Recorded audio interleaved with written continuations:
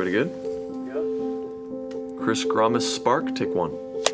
When my first daughter was born, I went to the doctor's office, and I remember the lady just hitting me hard with some news. She said, "You're gonna have to start medication." And she looked at me, she goes, "You're young. I shouldn't have to start you on this." She says, "I'm gonna give you 6 months," but she looked at me straight in the eye and she told me if I didn't make a change, I wasn't gonna be around for my kids. That was the moment that I knew there had to be a change. I knew that moment that it was not for me anymore, it was for my family. Growing up, I just loved to be outside. I was in pretty decent shape. Going down to the river, we'd swim upriver, we would cycle to wherever we wanted to go. I liked moving around. I didn't like staying in the couch watching TV. I didn't like, playing video games. I was known as the guy that always wanted to do something that was active. When I turned 18, I started making bad choices with my life. I started partying, I started drinking, and all that fitness stuff, all the outdoor stuff just kind of went out the window. I was more interested in eating whatever I wanted. Like, it just started to take its toll. I shot up probably about 35 pounds from the ages of 18 or 19 to the age of 21. And I just wake up and eat whatever and go to work and then come home and start just drinking right when I got home. Some of it I just don't remember, some of it I choose not to remember, but it was just the worst time of my life, to be honest. And then later on in my life, I got on the road. I did a job that I was traveling. It was in a hotel all the time, and there was no gyms, and it was cold where I was at, and fast food was on the menu, and I went up another 30 pounds. And then getting married, I just kind of continued the cycle, and to my maximum, I went up to 286 pounds. I wasn't happy with myself at all. Like, with my marriage I was, with my wife I was, with my life I was, but with myself I was really upset. Like, I just couldn't stop the cycle of eating. I was so used to eating fast food that's what I kept doing. I'd go down a double Whopper and no problem. My wife, she tried to encourage me. She was really good shape, and I know it took its toll on her because I knew I was not the person I needed to be. I knew I was not the way I needed to be at all. I mean, I couldn't walk down the street and talk on the phone at the same time because I'd run out of breath. I knew that there had to be something more, and I knew there had to be a change in my life. I'm an emotional eater too, so I was an eater because I was an eater, but when I felt emotional, I'd eat more and just kind of dive myself into what was basically killing me at the same time. What finally got me to change was my kids. I knew that moment that it was not for me anymore, it was for my family. So I knew that there had to be something in my life to make that eating go away, make those bad choices go away, and that was what did it, is honestly my family.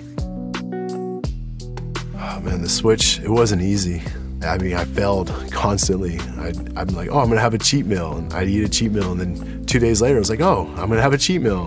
And I remember just finally just looking at my wife and saying, that's it, I need a gym membership, I need to start doing this, and I need your help to keep me accountable. And at that moment she said okay, and she was like, you're not gonna like it at all, but I know I needed it. And I started going to the gym, and I just started working my butt off.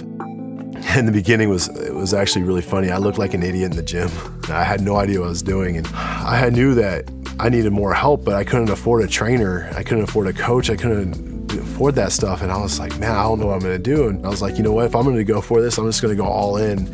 I just typed in bodybuilding, and I remember on the web search, Bodybuilding.com showed up, and I was like, okay, what's this?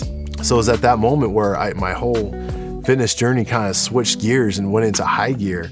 And then I remember I lost probably about 40 pounds in about 6, 7, 8 months. And I was feeling great. And I got down to about 248. I remember I saw the Bodybuilding.com transformation challenge, and I was like, man, I'm gonna do it. I'm just gonna do it. I'm gonna go all in. And my wife stood behind me on it. She wanted me to do it. And I got down to, oh man, it was the lowest I've ever been since I was in high school. It was 187 pounds. And I was just like, I couldn't believe it. It was the first time I saw my abs since I was like in junior high. And I was so happy at that point. I couldn't believe that's where I got to be.